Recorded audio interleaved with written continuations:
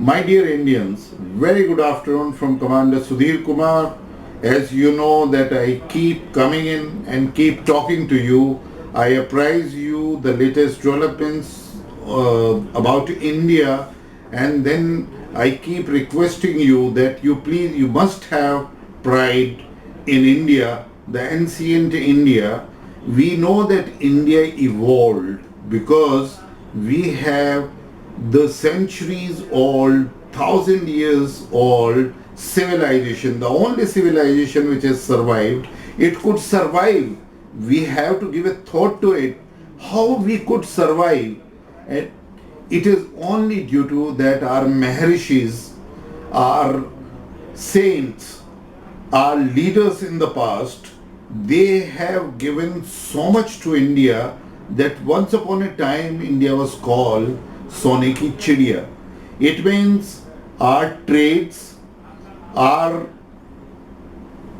crops, other things, those were manufactured in India, the people world over buying them, and the trade was only in gold and silver.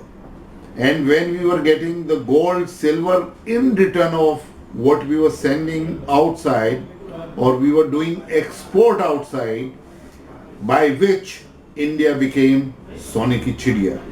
So my dear friends, with that thought, now I am bringing into that all these treasures, those were gathered in India, the last people, the last invaders, or I'll call the British rule in India, took away all these treasure of India, and even they changed this entire system.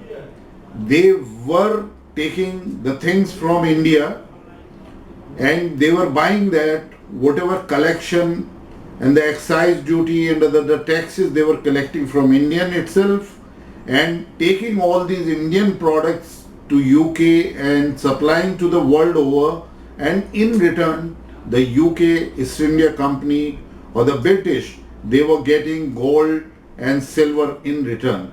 And can I say to you that today this is the well established studies fact that England or the Britishers, they owe to India near about $45 trillion. $1 trillion is equal to $1,000 billion. And now I would like to tell you that $1 billion is around 7,500 crores. You can multiply that how much amount was taken away during British Raj in India. Now coming to it, if that you have to think now, if that is the prosperity, if that is the culture and that is the richness of India, that we could survive all these invaders, we could survive this onslaught of the British took away such a huge amount of things, our treasure from India, but still we could survive, still India could survive, and what we are in today. Now, once again, one more thing I would like to, that India was no different even after becoming independent. Our policies have not been correct. We have not taken care of our people. We have not treasured our ancient culture, traditions, the way we were doing farming, the way the culture was there at our villages. There are a lot of things which we have lost. But my dear friend, after a long wait, in last 6.5 years, I feel the kind of a confidence to India has come back. A leader who is Prime Minister of India or Pradhan Sevak of India, he has brought India back, not only getting the fame world over, but strengthening the economy and making Indian people believe in themselves. In every walk of life, a lot of progress is taking place, and I would like to share with my research that this century belonged to India.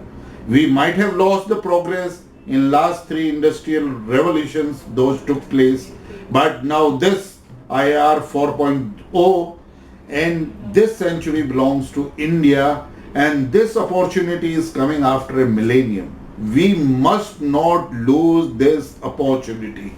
I feel that opportunity lies with us, the Indians. If we all 1.35 billion people on this earth multiplied by 2, that much hands we are having, if we do constructively, if we do our responsibilities towards nation, if we follow our rightful path, I am sure that India will become a self-reliant nation very soon. My request to all of you is that rather than joining any negativity, rather than joining any such people, those always criticize India, those are speaking always against Indian defense forces, Indian system, those are involving themselves in an international conspiracy against India. Please boycott them. Please join hands with the government and with the right people to oppose them at every forum. This is the time that our efforts must not derail.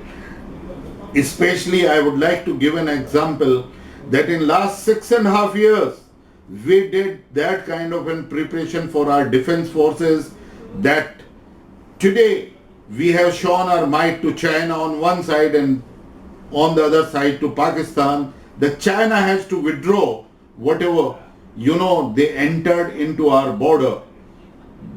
They have to withdraw because we have shown that India is no more India of 1962.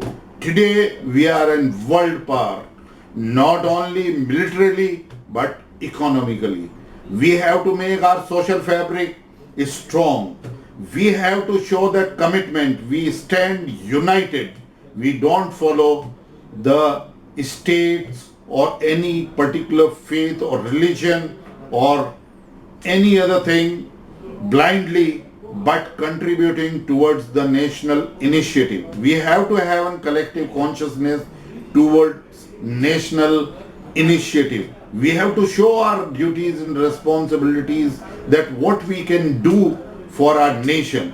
And I am sure now India is on the verge of that, where we can turn around and we can have such a rapid progress which we never had in last so many centuries, because the committed leader is there. He has shown a path. He has shown us that how India could become self-reliant, whether we are in business, we are in education, in any trade, or farmers or small traders or anyone, that we have to contribute now very honestly, committedly, because India is entering into a phase where India can become a 5 trillion economy by 2024-25. I don't have any doubt about it. And if we go at the same speed, if we implement our projects before time, the kind of resources which has been allocated for the village development and for the infrastructure development, it is good enough. The kind of an amount which has been spent will generate demand which will improve quality of life. No more India is working towards GDP. India is working for the living standards. India is doing now that how we can take care of people at last mile. We are turning extremely poor into the poor, and then poor state is improved, making them coming to the middle income group, and that's the huge amount of efforts which is being put in for the inclusive development. Today, India is the only country which is having 65% population of youth. Those are having an age less than 30 years. My dear youth, your might could be used, that you make India again Sone ki Chidiya. You make India again a strong nation. You again make India the best livable country across, so that we become again Wish Guru. We can become Wish Guru when we again start producing the world class product, the best quality. The people should look for, they sought after everywhere in the world. Today, the kind of a manpower India has supplied in IT sectors are doctors, pharmaceutical, nurses, everywhere in the world they are appreciated. The same kind of a thing now we have to do in manufacturing, whether it is the defense or in any sector, producing high-tech electronic equipment, doing the innovation, doing the R&D, the state-of-art work, everywhere we have to do which is the best in the world. I am sure our farmers has got that much. They are very hardworking, they are committed, the same way our labor force, and now we have skilled many people, near about 300 million people, and with this kind of an effort, I am sure that India will become an empire to reckon with. And now today I am again predicting that India will not only be 10 trillion economy by 2030. I am sure if we are putting our efforts now in the right direction, all of us stand united, and if we come out from the declaration of our black money, Benami property, we file the proper income taxes and all, I am sure near about 1.5 trillion US dollar black economy will come into the white economy and India will prosper. India is having a chance by 2040. The India must become leaving China and USA behind and becoming #1 economy. And I am 100% sure, because India has got all the resources, India has commitment, India has youth, the national character which we lost, and now we have revived that. We have got that confidence back into us. So why we can't put up our best foot forward? Let's take this resolve, let's take this pledge, let's unite it together that we make India a self-reliant nation soon. Thank you. Jai Hind.